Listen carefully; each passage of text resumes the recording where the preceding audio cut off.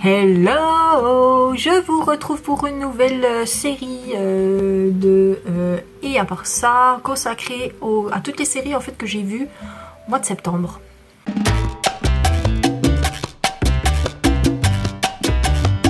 Donc je vais vous faire une petite revue rapide sur toutes les séries que j'ai vues au mois de septembre et je me rends compte qu'il y en a un paquet en fait quand je prends mon... parce que j'ai fait un bullet journal. C'est pareil, si ça vous intéresse que je fasse une vidéo sur mon bullet. Vous me le dites en commentaire.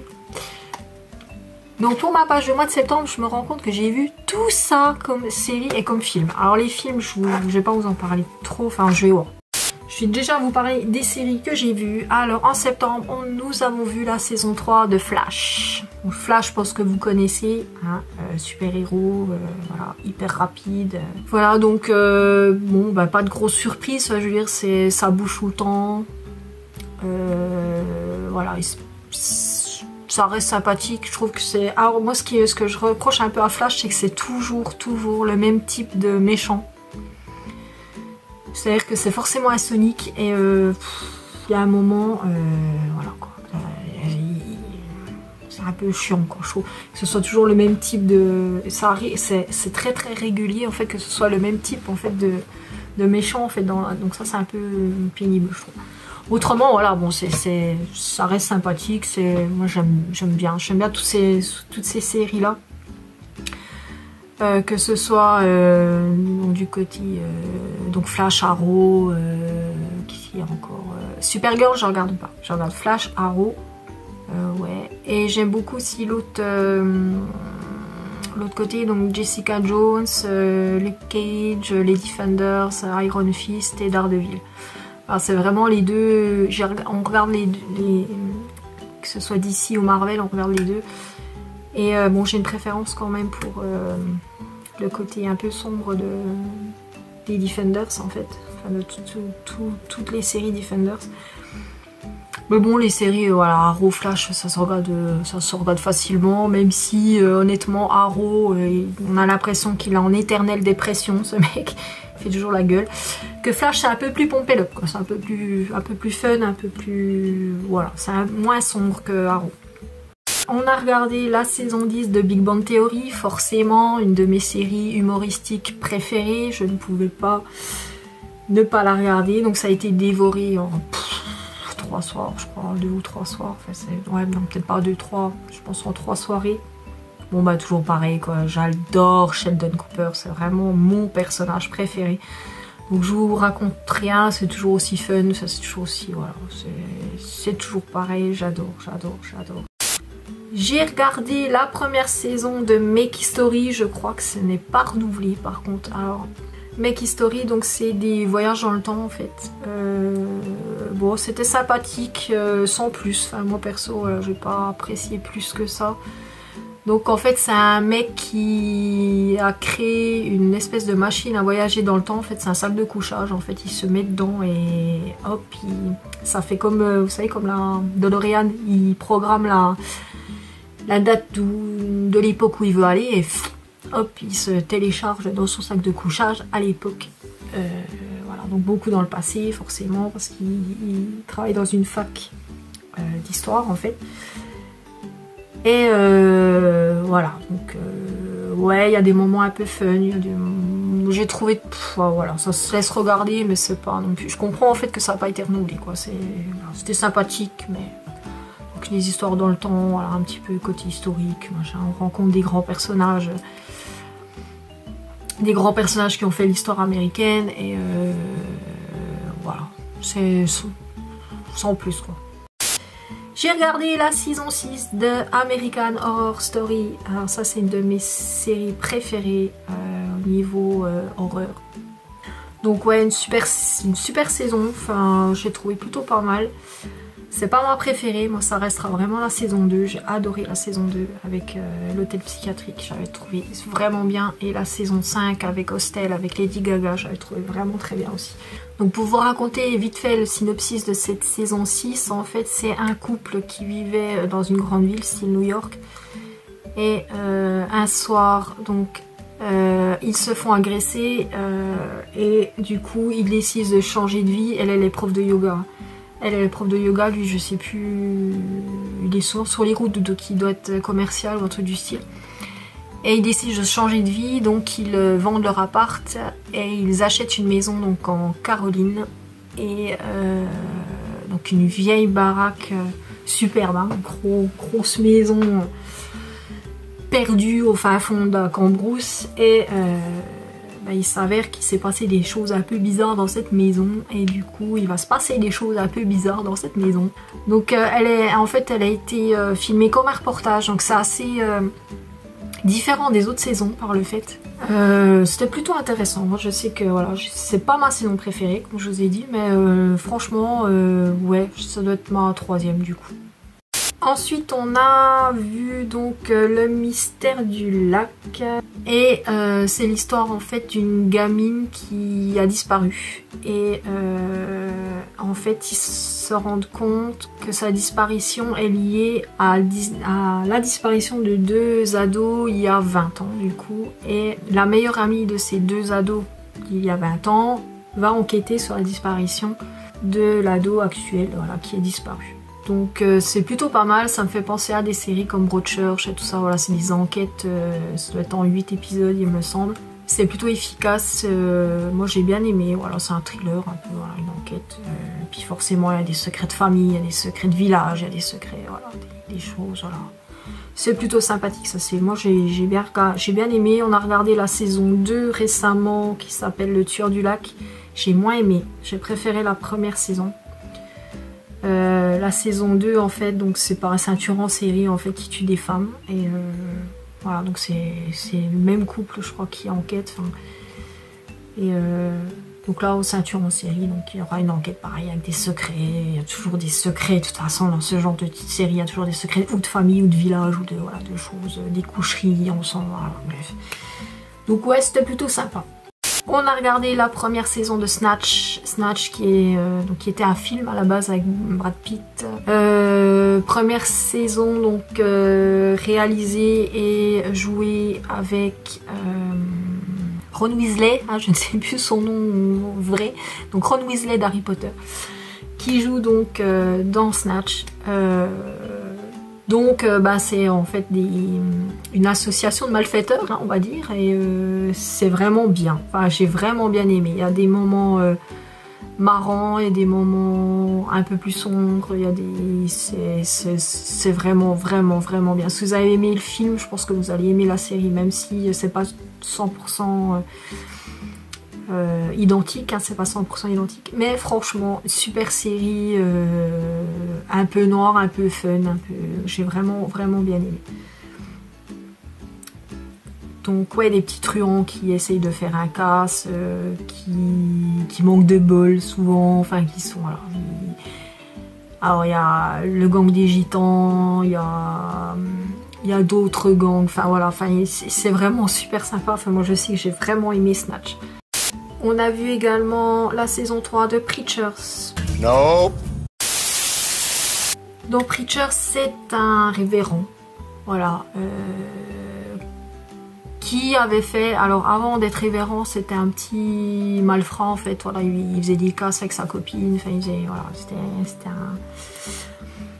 un mec forcément pas très fréquentable on va dire, et qui devient révérend, voilà, il devient révérend d'une petite ville, et il va se rendre compte en fait que Dieu existe vraiment, et forcément il va y avoir, voilà, des choses un peu maléfiques qui vont se passer. Donc c'est une série relativement sombre. Donc nous on a vu la dernière où il va être à la recherche de Dieu en fait, parce que Dieu a disparu, sans trop vous spoiler, Dieu a disparu, voilà, il est plus où il devrait être, hein, n'est-ce pas? Et donc il part à la recherche de Dieu, et c'est une sorte de road trip, pas vraiment, et il recherche Dieu en fait pour lui dire mais mon gars reviens, enfin voilà, bref, et il se passe des trucs un peu supernatural, je veux dire. Voilà, c'est noir, mais voilà, bon, je sais que j'aime bien. Donc il est aidé de son ex-copine en fait, et d'un vampire que j'adore, ça, mais pas, il est trop marrant. Donc super série, je pense qu'on n'en parle pas beaucoup et j'aime vraiment beaucoup. Donc c'est un peu noir, c'est un peu, voilà, c'est une ambiance un peu particulière mais vraiment très très bien. Et j'ai regardé également la suite de Twin Peaks. Twin Peaks, j'avais adoré la série originale, j'en l'avais regardée assez tard par le fait, c'était il y a, je dirais 7-8 ans, peut-être 10 ans, je sais plus, enfin bref. J'avais pas regardé à l'origine quand elle était sortie et du coup quand j'ai vu qu'il y avait la suite qui était sortie, on s'est dit mais c'est obligé, on regarde quoi. Donc Twin Peaks à la base, la première version, c'était une enquête donc l'enquête donc pour savoir qui avait tué Laura Palmer dans la petite ville de Twin Peaks.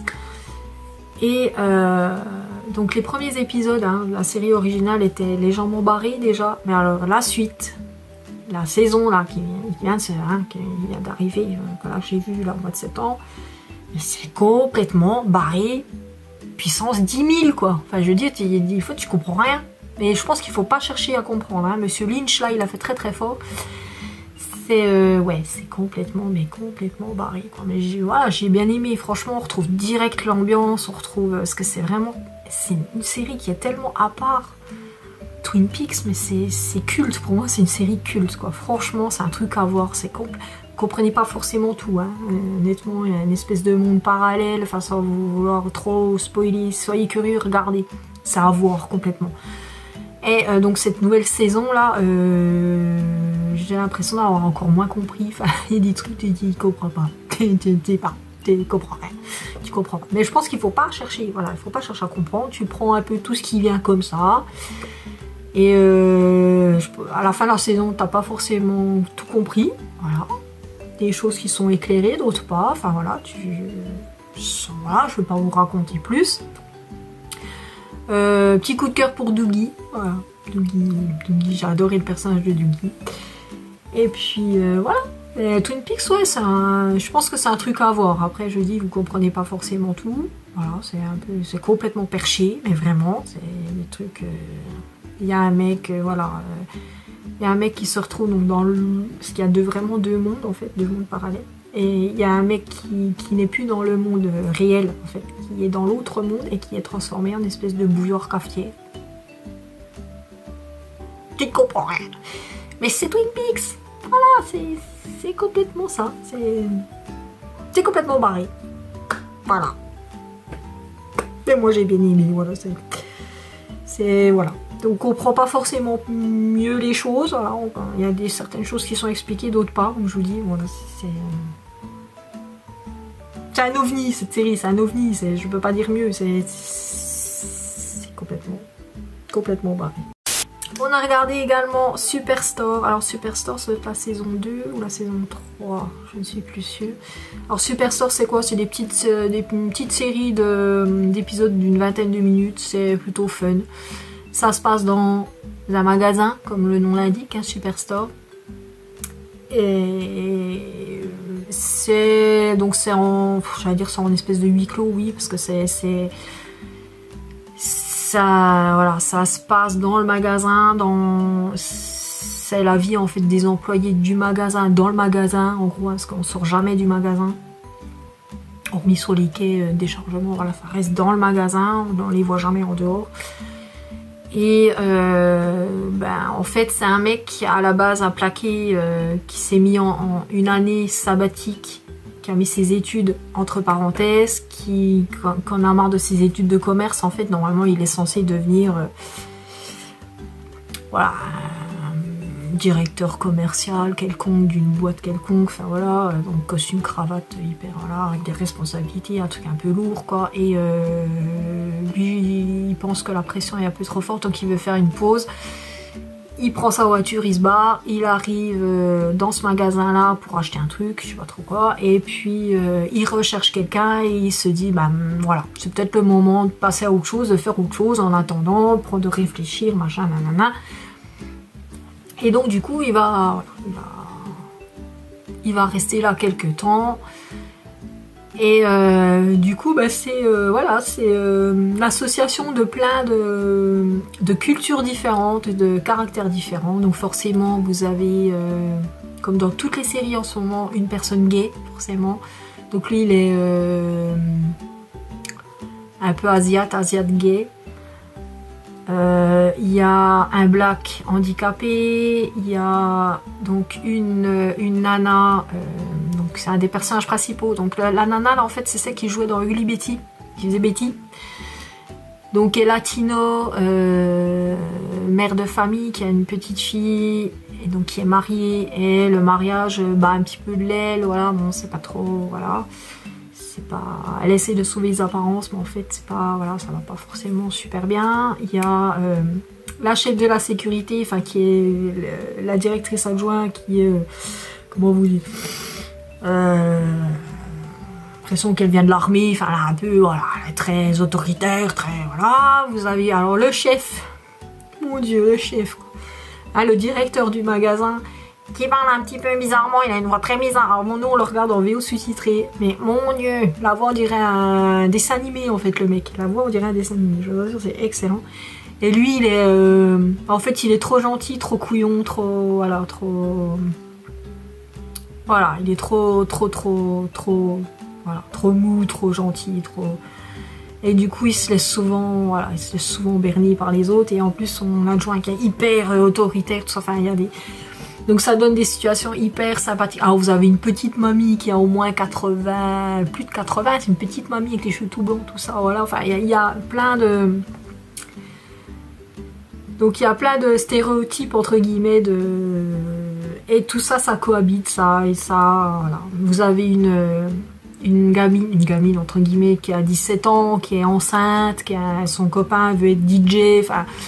Donc la vie pas du tout stable, et voilà, le mec il sait pas ce qu'il veut, enfin voilà, puis elle se retrouve enceinte, voilà, bon, bref, il y a plein de petits trucs comme ça, et c'est bourré d'humour, c'est super sympa, il y a forcément des clashs entre les communautés, entre guillemets, voilà, il y a des amalgames, il y a des...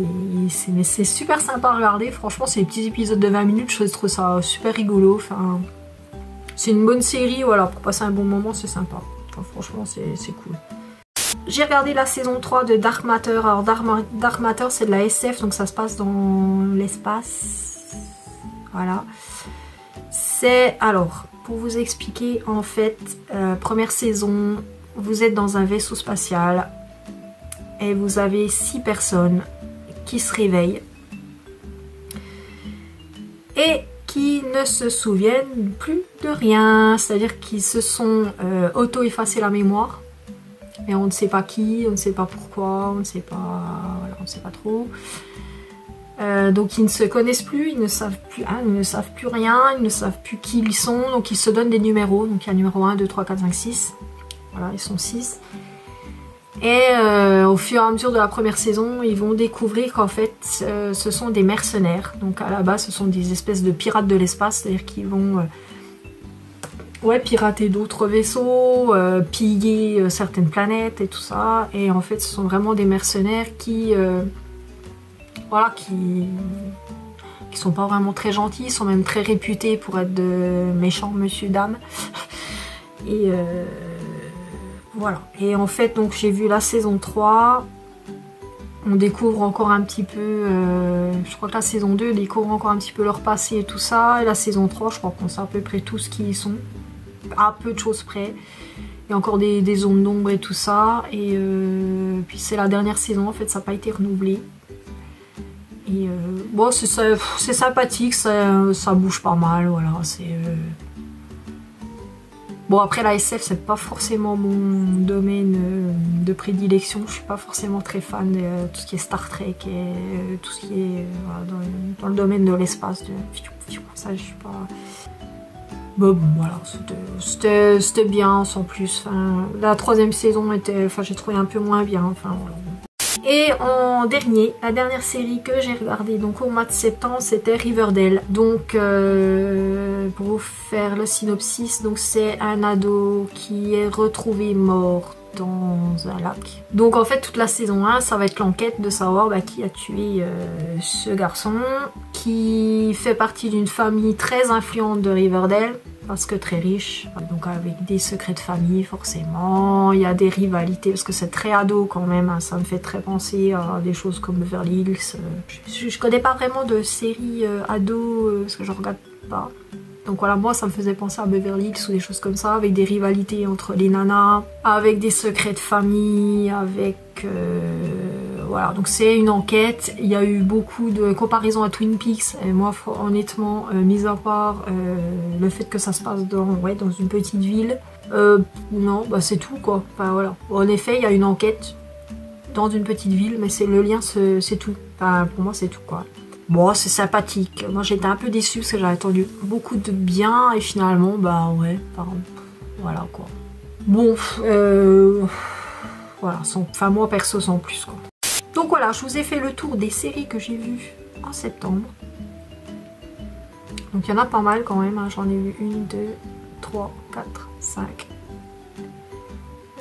6, 7, 8, 9, 10, 11. Hein, quand même, 11 saisons. Hein, quand je vous dis que je m'en... beaucoup de séries. Et puis j'ai regardé des films aussi, j'ai regardé Roi Arthur de Guy Ritchie, j'ai regardé The Mummy avec Tom Cruise, j'ai regardé Baywatch. Oh, Baywatch. Avec The Rock, hein, Dwayne Johnson, j'adore ce mec. Il est fun ce mec, je le trouve terriblement drôle. Et j'ai regardé Wonder Woman, et j'ai regardé Le Pirate des Caraïbes avec La Malédiction de Salazar, je crois le dernier, enfin le 5 quoi. Voilà tout ce que j'ai regardé pour le mois de septembre. Donc si vous voulez que je vous fasse voilà, le compte rendu un petit mensuel de ce que j'ai regardé pendant un mois, je peux continuer à vous faire de ce genre de revue. Donc mes coups de cœur de ce mois-ci, ce sera Snatch. Très clairement Snatch. J'ai vraiment adoré cette série. Petit coup de cœur pour Twin Peaks malgré tout, même si voilà, pour moi ça reste une série culte, même si on comprend rien tout souvent, voilà, ça reste quand même, mais ouais, le gros coup de cœur avec les doigts pour Snatch. Franchement, dans toutes celles-là, bon après Big Bang Theory j'ai adoré, forcément ça reste un basique pour moi.